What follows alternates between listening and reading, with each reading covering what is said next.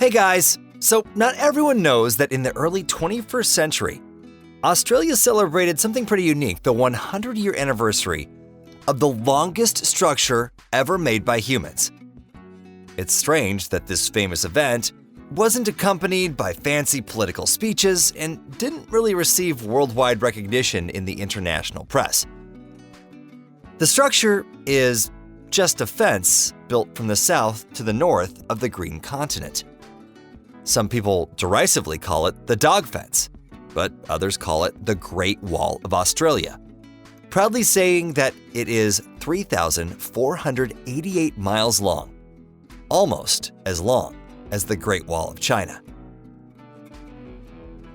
Now, this Great Wall looks much more modest than the one in China and isn't especially interesting for tourists, since it was made of a wire fence with fire spikes on top. Actually, Australia has 3 of these walls now. So the first was made to fight against rabbits. A ship came to Australia from England in 1859 that had 24 rabbits on it, which weren't brought by accident. The name of the person who made this poorly thought through action is Tom Austin, an ardent hunter who regularly hunted rabbits in his manor in England on the weekends. Being sent to Australia for government business, he decided to make his trip a little more fun. Austin said, "Releasing a small amount of rabbits into the wilds won't cause any harm and will help provide meat in addition to hunting." But he was wrong. Now, they look harmless at first glance, but after 30 years, these rabbits had turned into a real disaster for Australian farmers. The rabbit population multiplied, and fighting them was ineffective. The fields on the Green Continent gradually turned into desert. So who would think that 24 rabbits would turn into 600 million just 100 and some odd years? At some time, they ate all of the southern Australia, turning the best pastures into deserts. Now, just 50 years after the first floppy-eared bunnies arrived, the locals panicked and decided to do something about it.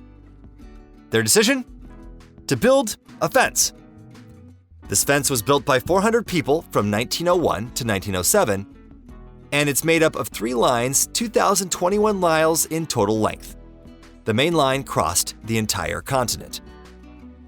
Inspection of the fence in the early 1900s was done on camels and bicycles, and the main inspector was, you guessed it, called the rabbit inspector. There was a road laid along the length of the fence to make patrolling more convenient. Camels helped people with the difficult anti-rabbit work. Harnessed camels pulled buggies 24/7 along the endless fence. Camels were also brought to Australia, but Australia is highly unlucky with imported animals.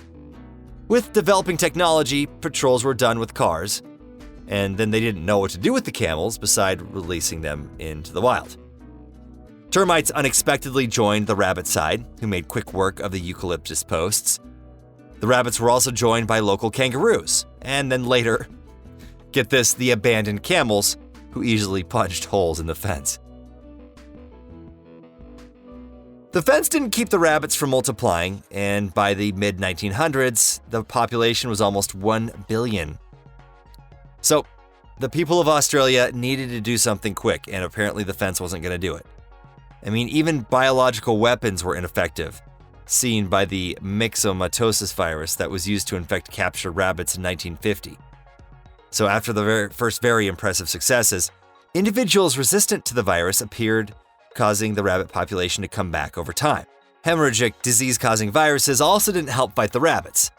Rabbit viral hemorrhagic disease first erupted in China in the spring of 1984 in an eastern province. By the end of the year, the disease had spread to southern China and some of the northern regions. We may have never learned about VHD in China if it hadn't reached its borders in 1986, shocking scientists and practical specialists from all over the world that study rabbits. In an instant, millions of farms lost everything. But, like with myxomatosis, the Australian rabbits developed an immunity and restored their population. So despite all the efforts, specialists predicted that the rabbits were eating enough grass daily to feed 25 million sheep.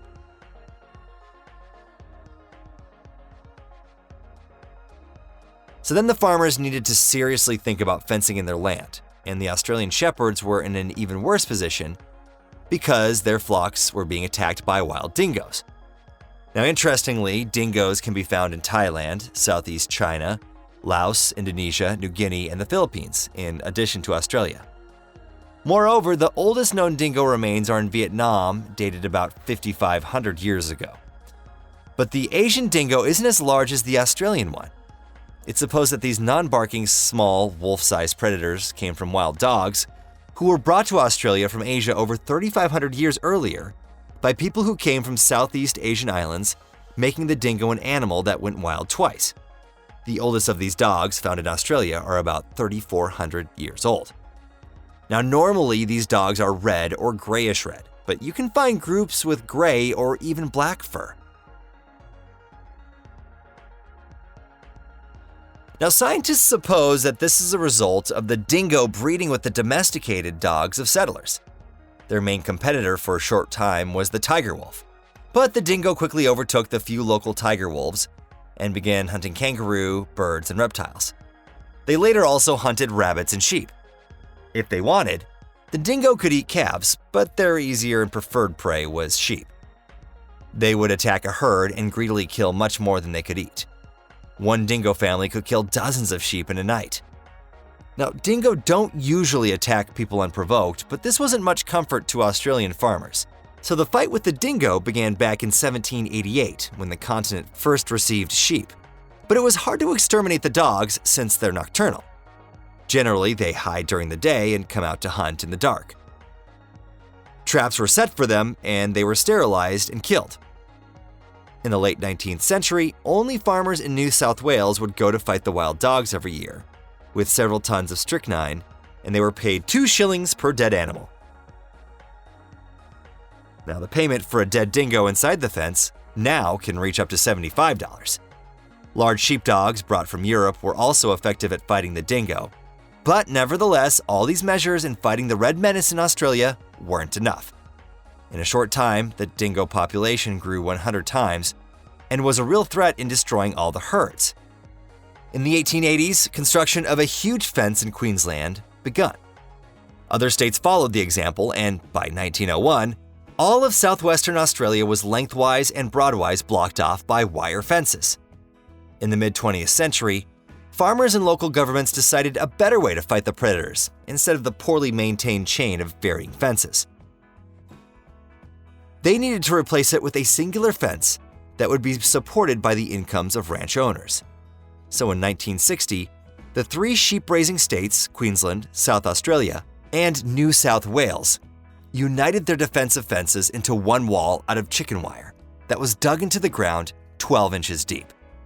Now currently, this fence is 3,308 miles long and 6 feet tall. It almost completely bisects the continent and is only 111 miles shy of reaching the western coast.